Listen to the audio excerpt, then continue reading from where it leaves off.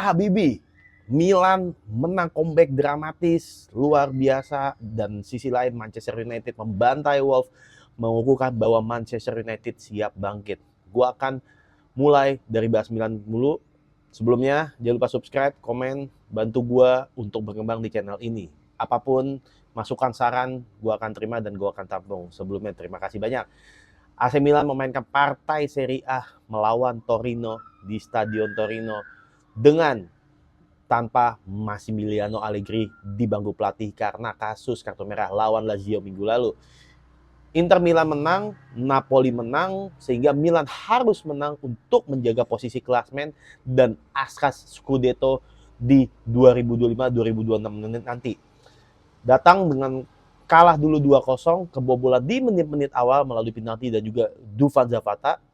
Secara permainan, Milan masih tetap Milan kita kenal, di mana solid defense walaupun kebobolan 2, tapi Milan mencoba nge-push setelah tertinggal 2 gol, terbakar semangatnya.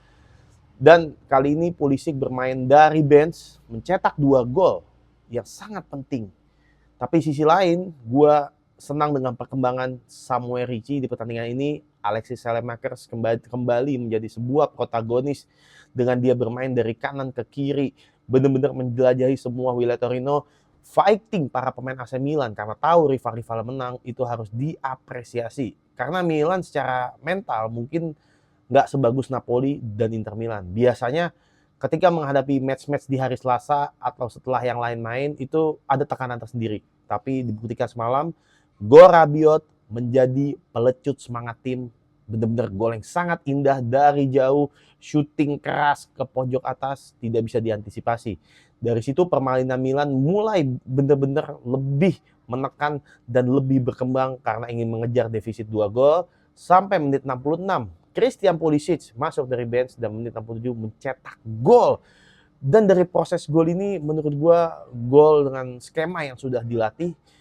Lalu gol ketiga datang dari passing, crossing, data Ricci, penempatan positioning dari seorang Christian Pulisic membuat dia bisa mencetak gol 3-2 sampai skor akhir. Dan gue secara general mau apresiasi tim, kepelatihan sama pemain.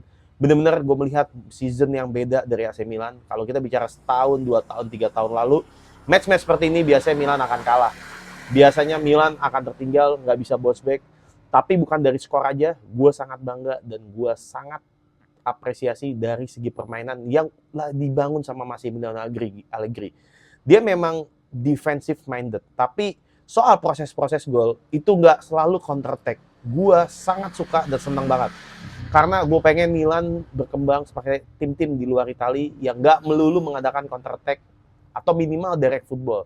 Tapi di gol-gol tadi itu rata-rata benar-benar dari sebuah skema passing-passing, positioning pemain, sehingga memang Allegri datang ke AC Milan itu bukan cuma buat menang doang, tapi Allegri mau membangun sebuah filosofi ataupun pakem bermain AC Milan yang dimodifikasi, nggak cuma bertahan counter attack, tapi ada sisi passing 1-2-3 antara kombinasi 2-3 pemain. Itu menurut gua sangat-sangat penting. Kita bisa lihat juga di game lawan Lazio itu juga seperti itu. Gol yang diciptakan melalui passing-passing pendek dan penempatan positioning pemain itu luar biasa. Dan gue sangat yakin ini adalah skema yang dilatih pada saat latihan.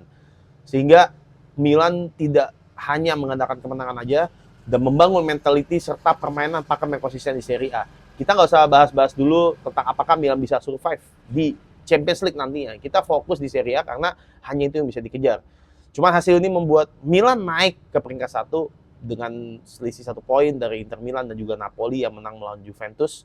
Sementara untuk AS Roma kalah lawan Cagliari, jadi gap poinnya juga sedikit melebar. Dan ini membuat persaingan sangat terbuka untuk ketiga tim, Napoli, AC Milan, dan Inter Milan di Pater Scudetto. Gue tidak melihat Juventus sebagai pengganggu, Roma mungkin ada di peringkat 4. Tapi benar-benar gue happy dengan Milan secara permainan dan juga secara motivasi. Kita ke Manchester United, ketika tim-tim teman-temannya banyak yang tumbang, Chelsea seri, Liverpool seri, Arsenal kalah, Manchester United sini harus menang. Dan Ruben Amorim menjalankan tugasnya dengan baik. 1-4 lawan Wolves. Ini bukan masalah, oh Wolves itu zona degradasi. Tapi ini masalah mentalitas juga sama seperti Milan. Karena MU sama Milan nggak main di kompetisi Eropa. Sehingga jadwalnya itu biasanya paling terakhir. Dan ini masalah mentalitas ketika rival menang, apakah dia bisa menjaga poin. Tapi ketika rival atau orang-orang terdekatnya kalah, apakah dia bisa mendekat. Dan MU sudah mulai bisa menjawab keraguan tersebut dengan pembantaian melawan Wolves. Walaupun di sisi lain, sebelum match tadi, Wolves itu tidak bisa mencetak gol di 5 pertandingan. Tapi dengan MU bisa mencetak 4 gol, gua rasa hal tersebut gugur. Kita bahas Mason Mount, lagi-lagi menjadi salah satu protagonis, salah satu pemain yang bisa diandalkan musim ini setelah 2 musim terakhir di MU berkutat dengan cedera, inkonsistensi permainan. Dan gue melihat ada kebangkitan dan kecocokan Mason Mount dengan Ruben Amorim. Bruno Fernandes lagi-lagi menjadi pembeda. Ini menurut gue pemain yang luar biasa untuk MU. 2 gol, 1 assist, mengukuhkan dia sebagai memang penggendong Manchester United. Bryan Mbeumo mencetak gol sebelum nanti dia akan menjalani AFCON. Jadi gue rasa MU itu tidak seburuk sebelum musim ini bergulir. Karena banyak yang pesimis dengan skuad Amorim yang katanya tipis, dengan skuad pemain yang misal biasa aja. Tapi dengan perjalanan 14 game Premier League atau 15 game Premier League ini, gue melihat MU yang berbeda. Ruben Amorim yang mau belajar dari kesalahan-kesalahannya, Ruben Amorim yang mau berkoordinasi dengan pemain sehingga dia nggak melulu pakai pakem yang itu. Mungkin secara formasi 3-4-3, tapi secara gameplay, gue melihat ini ada sedikit yang di-switch sehingga tim ini lebih berjalan. Biasanya MU itu batu sandungannya tim-tim kecil. Ya seperti Wolves, mungkin Brighton, lain-lain. Tapi di musim ini dia bisa menang. Sunderland yang kita tahu sebagai giant killer sebelum ketemu Manchester City, MU bisa menang.